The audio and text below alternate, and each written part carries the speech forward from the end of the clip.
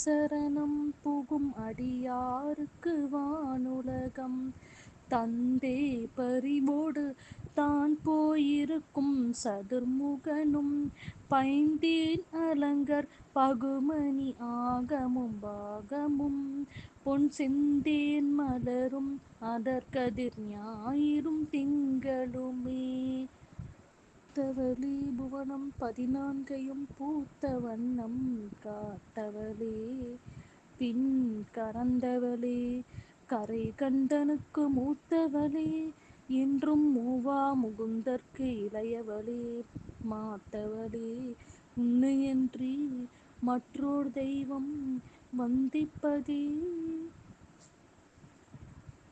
ஆத்தாளை எங்கள் அபிராமவல்லியை அண்டமெல்லாம் கூத்தாளை மாதுளம் பூநிறத்தாளை புவியடங்க காத்தாளை அங்குச பாசாங்குசமும் கரும்பும் வில்லும் சேர்த்தாளை முக்கண்ணியை தொழுவார்க்கொரு தீங்கில்லையே.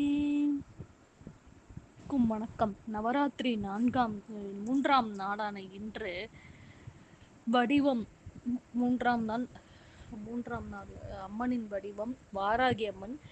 4 வயது சிறுமியை கல்யாணி வேடத்தில் பூஜித்து வணங்க வேண்டும். திருதியை கோலம் மலர் கோலம் போட வேண்டும். பூக்கள் செண்பகமொட்டு குங்குமத்தால் அர்ச்சனை செய்ய வேண்டும். நைவேத்தியம் கோதுமை சர்க்கரை பொங்கல் காராமணி சுண்டல். ராகம் பாட வேண்டிய ராகம் காம்போதி. பலன் தனதானியம் பெருகும், வாழ்வு சிறப்பாக அமையும். இன்று நாம் காண இருக்கின்ற திருத்தலமானது காஞ்சிபுரம் காமாட்சி அம்மன் கோவில்.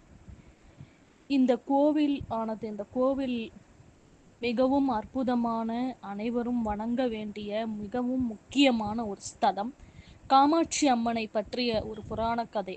காமாட்சி அம்மனின் புராண கதை மிகவும் ஆழமானது மற்றும் அனைவரும் தெரிந்து கொள்ள வேண்டிய ஒரு கதை. பண்டைய நூல்கள் மற்றும் வாய்மொழி மரபுகளின்படி பார்வதியின் அவதாரமான காமாட்சி ஒரு தெய்வீக நோக்கத்தை நிறைவேற்றுவதற்காக பிறந்தார். பண்டைய காலங்களில் காஞ்சிபுரத்தில் உள்ள ஒரு மாமரத்தின் கீழ் சிவபெருமானின் பாசத்தை பெறுவதற்காக தெய்வம் தீவிர தவம் செய்ததாக கூறப்படுகிறது.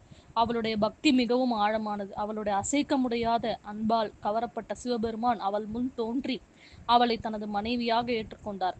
இந்த கதை அந்த அம்மன் அன்பான கண்களை கொண்டவள் என்று பொருள்படும்.